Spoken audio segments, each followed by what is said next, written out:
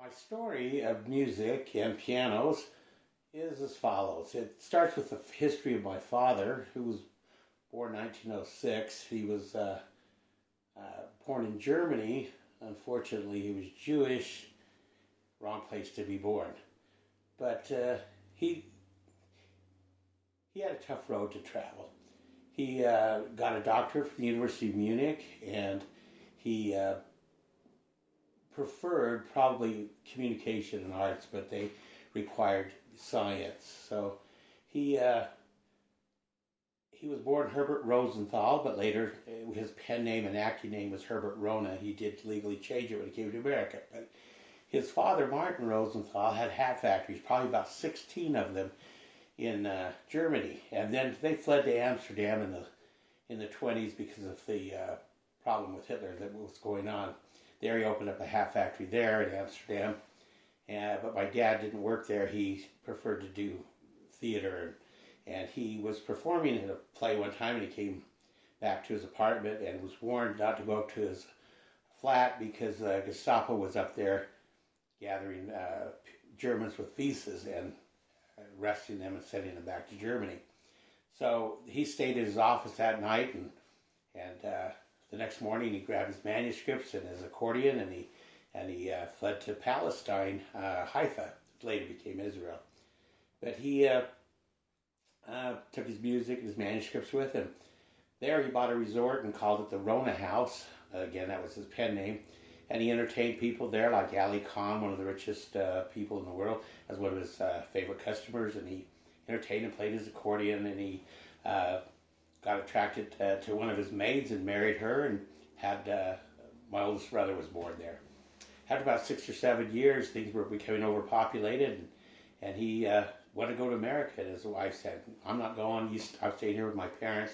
Fine, take your boy with you." And so he sold the resort, gave her half, and used the rest to get to America. They were turning boatloads of Jews away, at immigrants at the time. So he got here to America, and he had to provide for his son. He had $100,000 bank account, which had been embezzled. Only he and his dad could have taken it out. So he worked at the United Nations as a waiter since he spoke 6 or 7 languages, 7 or 8, something like that. But he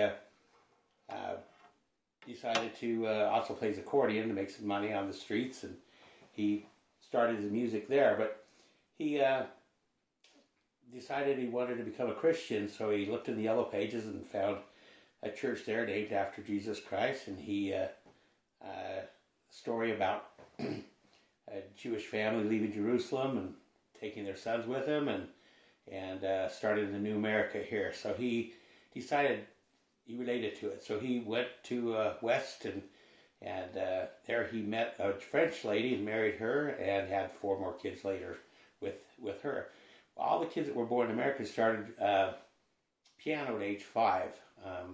Unfortunately, when I was born, my mom was getting her master's. He was getting another doctorate in communication and arts, because that was really the field he wanted. And there he continued. I think he worked at Carbon College, Price there. And he did the Crucible play.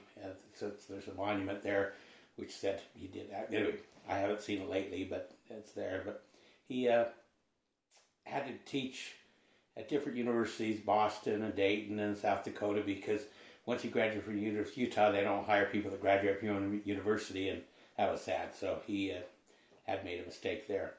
But anyway, so when we were in Price, I remember there was nobody there to keep encouraging me to play the piano. My mom was teaching at the high school, my dad was teaching at the university, college, and so I got away with not practicing very much. And so when I performed at a church function for Christmas, I think the next year I made 3 mistakes, and I cried and got traumatic about it. Anyway, I quit. So anyway, I do play the guitar, and that's the field I went into. But anyway, my sisters and my brother, before another brother, he they all played for choirs in their wards and their churches and stuff like that, and they all really into music. So anyway, well, the rest of the story, let's see, I have some more here about the information. Let's see if I can get down to this. Sorry.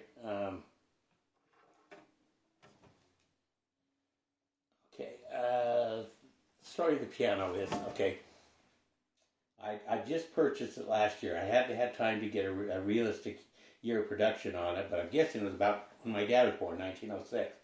And I did, in fact, when I bought it, it didn't even say what kind of piano it was, just that it was an upright grand piano. Anyway, I bought it with Salt Lake School District, and it was last tuned in 2011.